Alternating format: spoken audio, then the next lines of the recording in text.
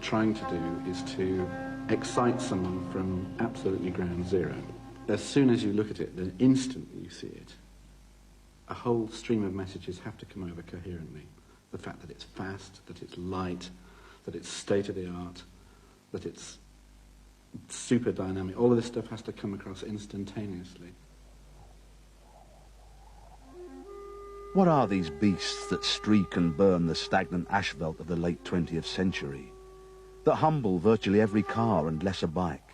That accelerate from 0 to 60 in less than 2.5 seconds? Top speeds of over 160 miles per hour?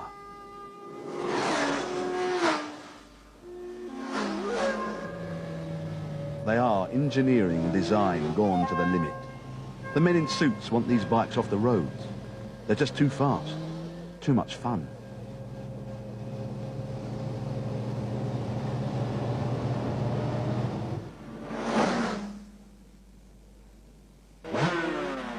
Japanese sports bikes bear much closer resemblance to these race bikes than sports cars do to racing cars. The sports motorcycle has always been a magic steed that vanquishes all in its path. Its ancestor is surely the young cad stallion. Note the single saddle, the low tight reins, the gripping knees. Today's designers fight to satisfy a perennial demand, racing performance on the road. That this is now possible is due to one man. Japan was flattened after World War II. The population was starving. City dwellers had to travel to the fields for food.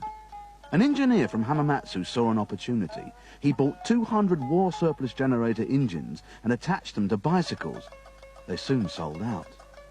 His home village is now swallowed up by the industrial sprawl he instigated. An empire bears his name, Soichiro Honda. This is Honda's 1949 Model D, the Dream. Despite its simple design, it is now a priceless rarity. At a time when other Japanese manufacturers were still offering bicycles with clip-on engines, Honda produced a bike to European standards. His obsession to produce the best motorcycles for the masses drove Japan up the technology ladder. He was a maverick that woke up a conformist society. We first saw him, and you just said it was the bloke sweeping the floor. A little tearaway, but a good engineer.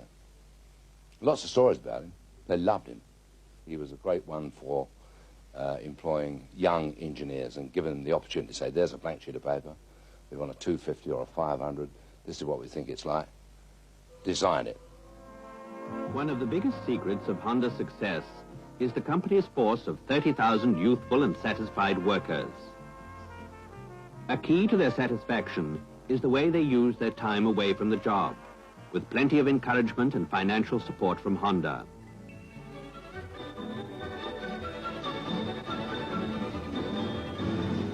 Honda's philosophy, that of linking ease of use for the customer with highest quality engineering and mass production, soon made the company the largest motorcycle producer in Japan.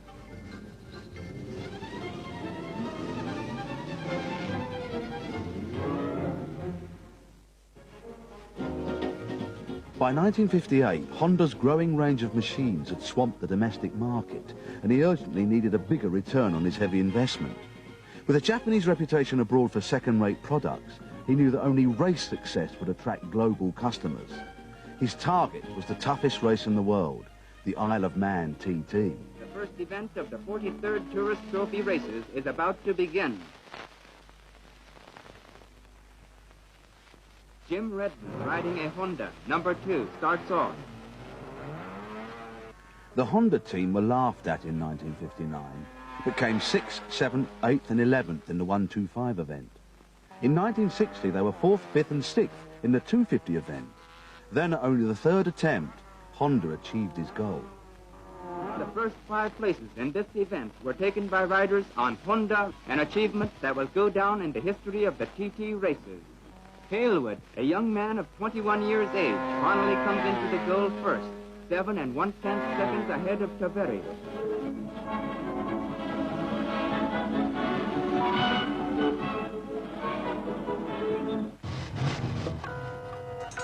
In 1961, the British industry offered oily, badly made bikes that were unreliable and troublesome. Motorcycle sales were in a slump. The arrival of Honda's small, colourful, well-made bikes revitalised the market.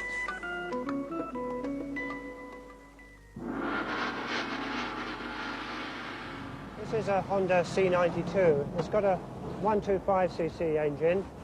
It dates from about 1963. As you can see, it's got a pressed steel frame, pressed steel leading link front forks. They were sold as an advanced ride-to-work bike as a complete package, which obviously included the indicators, decent brakes, enclosed rear chain, and its main feature was that it was very, very reliable and economical to ride. They were beautifully put together. They're quite different. They had square headlamps and lots of unique features. But generally, the way they were engineered impressed me so much. They ticked over nicely, and there didn't appear to be any oil leaks. We borrowed one and tried it out. We rushed it around Brands Hatch, and it still kept going, and I thought it was good value for money.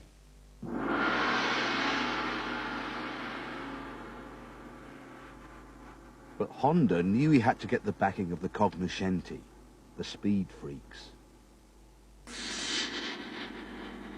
This is a Honda CB92. It's a 125 Super Sport, and it was immediately hit the headlines as being by far the fastest 125 road bike that had been around for a long, long time. It brought many features from the racetrack. It's got a twin leading shoe front brake, a very fast twin-cylinder overhead camshaft engine.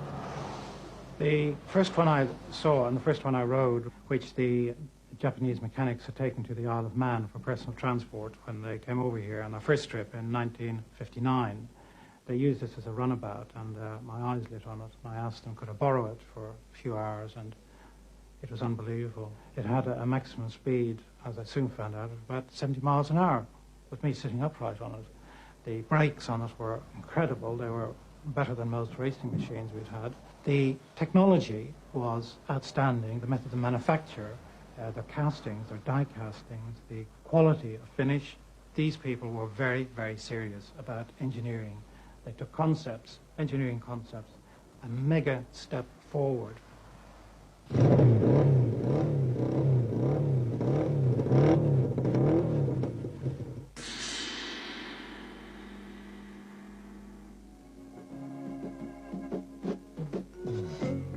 Honda's rise to preeminence mirrored and often led Japanese post-war growth.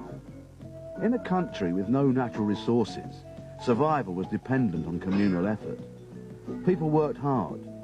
Unhindered by a Victorian manufacturing legacy and backed by American war aid, they had the chance to get it right from the start. First of all, they used scale in a way that had never been seen in the industry before. They used the expansion in the domestic market to build new factories that had innovative techniques at the time. They used transfer lines, automated conveyors for assembly. They used special purpose machinery rather than general purpose machinery. New techniques of casting and forging, all were made possible at very large volumes. In order to assure the highest level of efficiency and precision, Honda has found it expedient to design and construct many of the machine tools installed in its factories.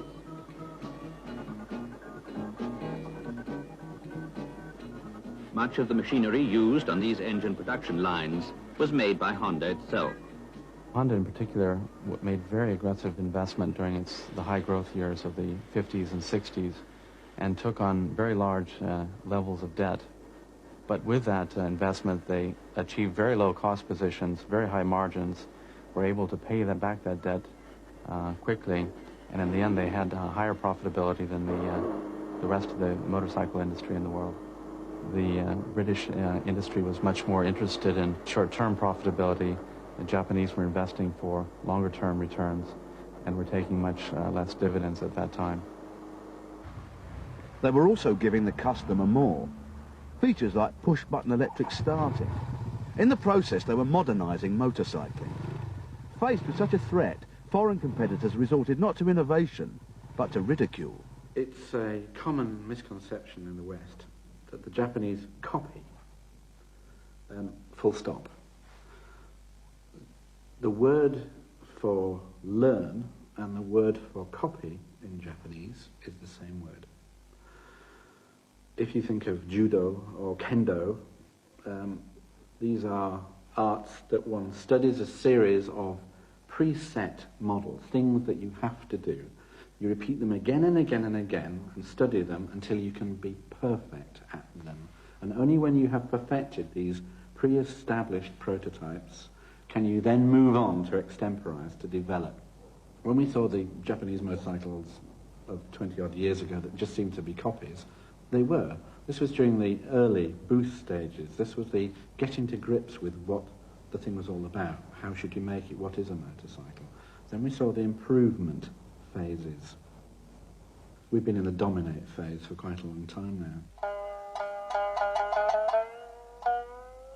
It's a T22 Super 6, first introduced into this country in 1966.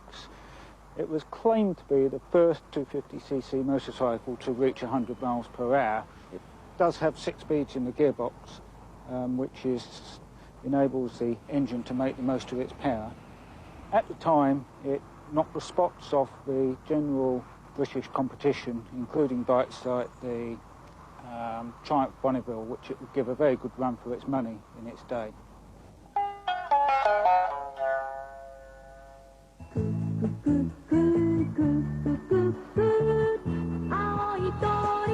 By the mid-60s, the other Japanese manufacturers had caught up on Honda's lead. For the big four, Honda, Yamaha, Kawasaki and Suzuki, the game was simple. Sell lots of well-made, well-designed bikes. They created some true classics. The losers were the European and American manufacturers. For them, the 1960s was a litany of underinvestment, patronising dismissal of the opposition and lost chances. Too little, too late. The Japanese ran rings round everyone, and soon they would drive a stake through their hearts.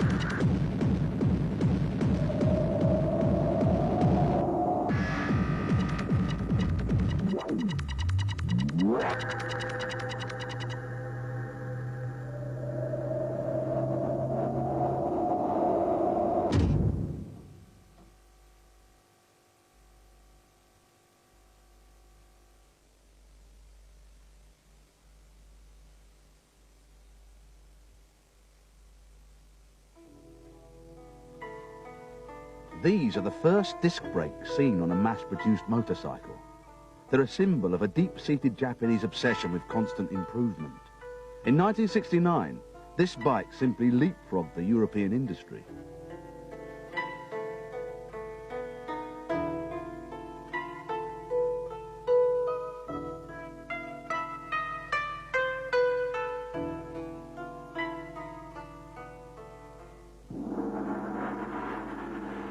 It's the 1969 Honda CB750.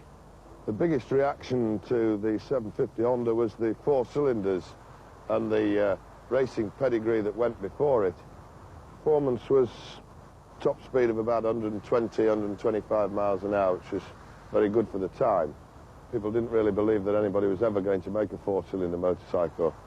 Soichiro Honda proved that it could be done, and done successfully.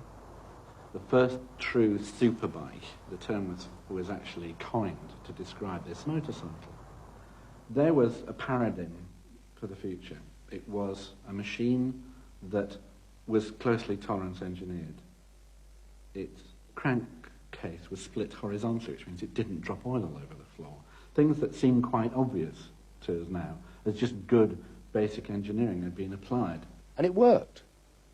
You know, there were no horrible bugs, you know, you didn't have people coming back afterwards saying funny noises or, you know, timing chains breaking or tappets lifting, no, oil leaks, that unheard of. It just worked. And, you know, for a 4-cylinder overhead camshaft motorcycle that handled reasonably well and smooth, beautiful, unbelievable.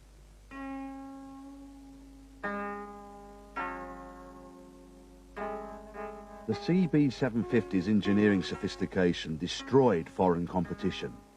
Honda's state-of-the-art manufacturing megalith and a decade of racing dominance were overwhelming.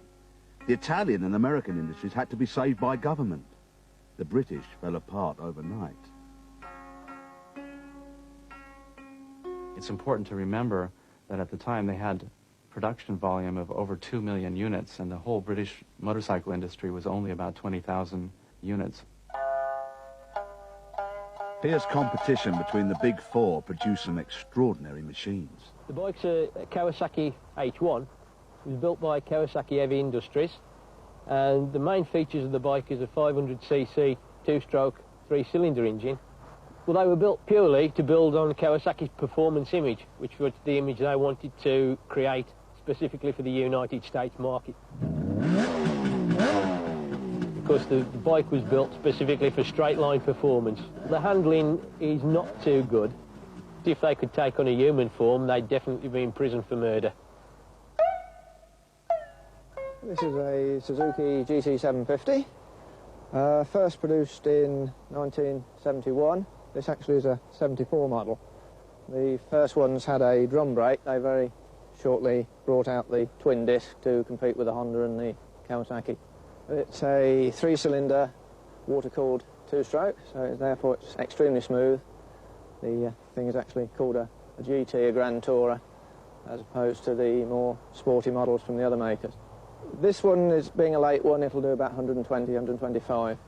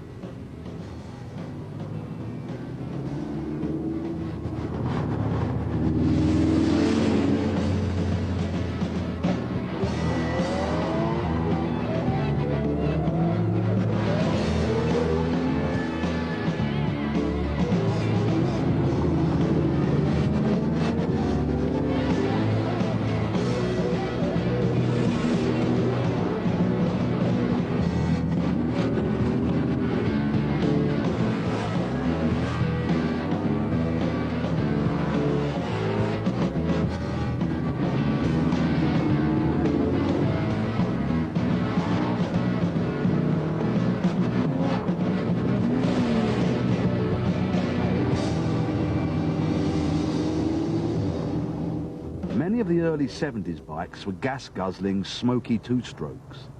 Environmentalists attacked them and won. Kawasaki, like Honda, saw the future in the easy-to-tame 4-cylinder 4-stroke. But they went further. They came up with an all-time classic, the Z1, the king. The bike started development in 1967, codenamed the New York Streak. But Honda rather stole its thunder in 1969 when it launched its 754. Kawasaki, realising they had to come back to something bigger and better, and hence they decided on 900cc 4-cylinder engine with double overhead camshafts. It must really have been quite awesome, because even today when you ride it, it's very, very smooth, it's very torquey, and in its day, very fast. It was road tested at over 130 miles an hour. And wherever you go, it creates an enormous amount of interest.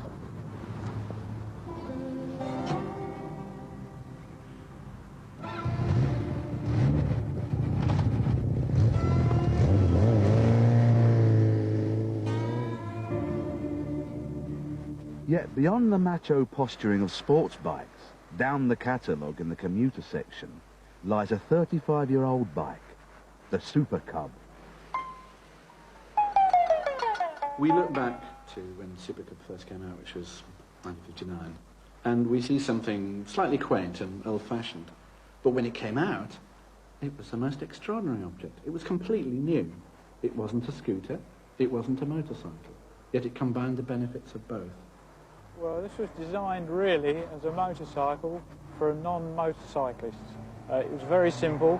All the working bits were covered up in plastic so that Mr. Average wouldn't know what was going on, so it wouldn't frighten him. And it was a very successful thing. It came into this country in about 62, and it carried on until the present day with this model here. But basically the concept hasn't changed at all. It's been very, very successful. They've sold millions of them. Bloke came in and put £20 down, had the balance over a year, sort of 5 bob a week, and the things just went on and on and on, you know, 20, 30,000 miles. It's unbelievable. 150 to the gallon, and they cracked that, you know. In spite of racing, in spite of flash dash, all the rest of it, they have sold worldwide, and particularly in Southeast Asia, a phenomenal number of cubs, and they're still in production.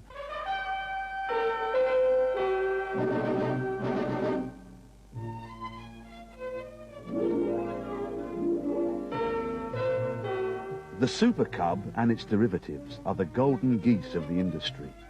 Designed in 1958, the Super Cub's worldwide sales recently topped 20 million, far outstripping the VW Beetle. With it, Honda has changed the face of motorcycling.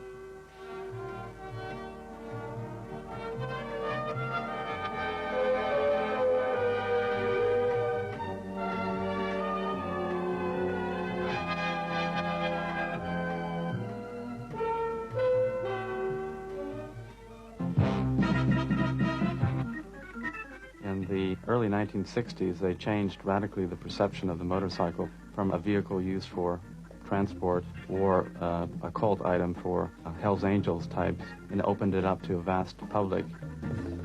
Honda ingeniously chose not to advertise in the motorcycle press, but in magazines like Time and Playboy. What the Japanese did was they looked to people. They thought to themselves, what do people actually want to buy? Whereas many British manufacturers and European manufacturers were going, what do we want to make?